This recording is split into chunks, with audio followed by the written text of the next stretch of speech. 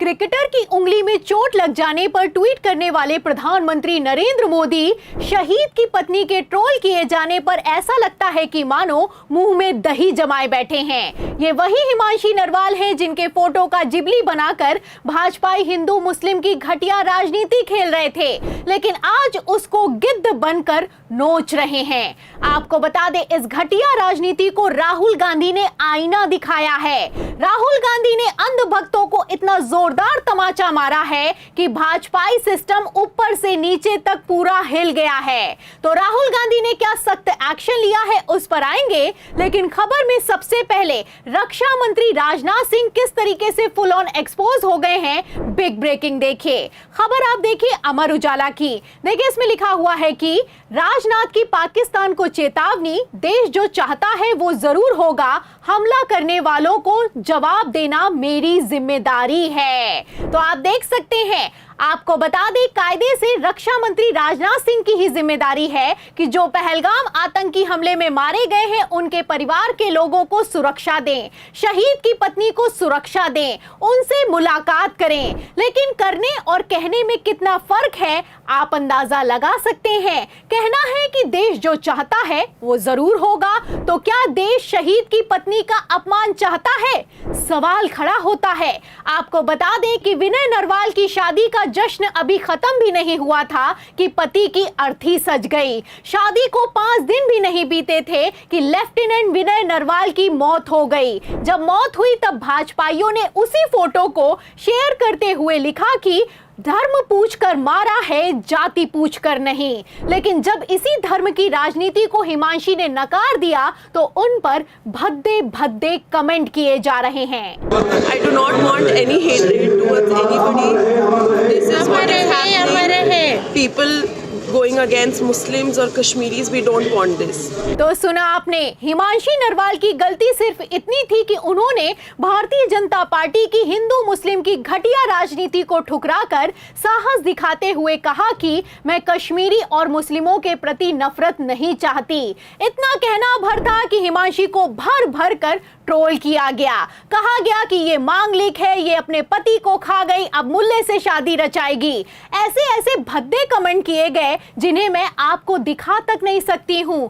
खैर, अंध भक्तों को देशभक्ति तो कोई नहीं सिखा सकता, लेकिन भारतीय जनता पार्टी की देशभक्ति और राष्ट्रवाद को क्या हो गया, सवाल खड़ा होता है। और सबसे बड़ी बात, रक्षा मंत्री राजनाथ सिंह, जिनकी जिम्मेदारी बनती है कि उन्हें बोलना चाहिए, एक्शन लेना चाहिए, तुरंत हिमांशी नरवाल से मुलाकात करनी चाहिए, वो क्या कर रहे हैं? कोई जवाब देने वाला नहीं है।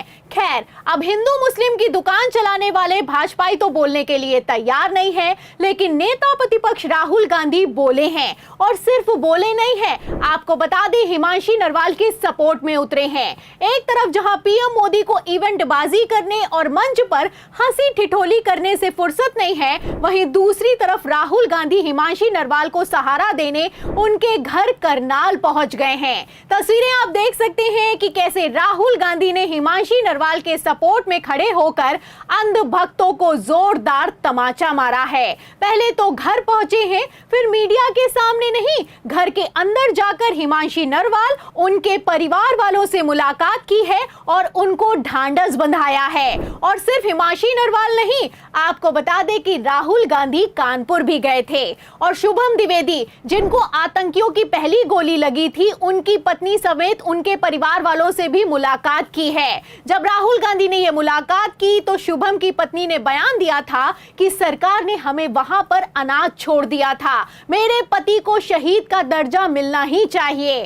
और तो और पिता ने यहां तक कह दिया था राहुल गांधी से कि अगर आपकी दादी जिंदा होती तो ये कभी नहीं होता। तो इन बयानों से आप अंदाजा लगा सकते हैं कि प्रधानमंत्री नरेंद्र मोदी से ज्यादा शहीद के परिवारों को नेता प्रतिपक्ष राहुल गांधी से उम्मीद है। तो कितना भारी फर्क है और ये फर्क किस तरीके से दिखाई दे रहा है आप देख सकते हैं। अब इस फर्क को आप जितनी जल्दी समझ जाएं, अच्छा होगा। नरेंद्र मोदी को एक्शन लेना है, एकदम एक्शन लेना है, और पूरा का पूरा विपक्ष उनके साथ खड़ा है। जिन लोगों ने ये किया है, दे हैव टू पे द प्राइस फॉर दिस। जो परिवार है, उन्होंने आप लोगों को मेरे थ्रू एक मैसेज दिया है। तो सुना आपने कि किस तरह से नेता प्रतिपक्ष के तौर पर राहुल गांधी ने अपनी पूरी जिम्मेदारी निभाई। पहले तो शहीद के परिवार से मिले, फिर विपक्ष की तरफ से सरकार को सपोर्ट किया और मैसेज देते हुए साफ कह दिया कि बदला लेना होगा और ये बदला देश चाहता है। नरेंद्र मोदी को इस बार एक्शन तो लेना ही होगा।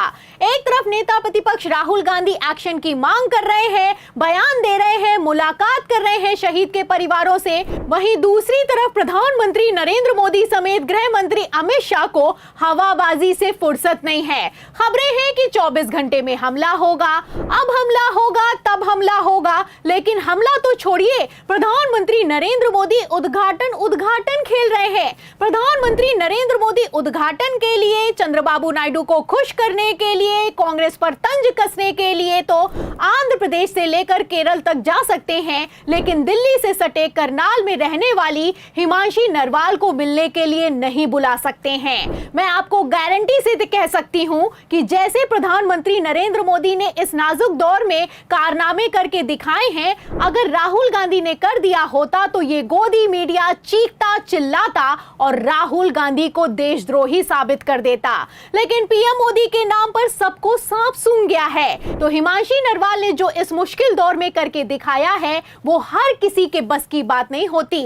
ऐसे में सपोर्ट में उतरे राहुल गांधी की तुलना तो आतंकवादियों से की जा रही है, लेकिन क्या पीएम मोदी से सवाल होगा? क्या पीएम मोदी से पूछा जाएगा कि आखिर क्यों उन्होंने हिमांशी नरवाल के सपोर्ट में अभी तक एक भी शब्द क्यों नहीं बोला?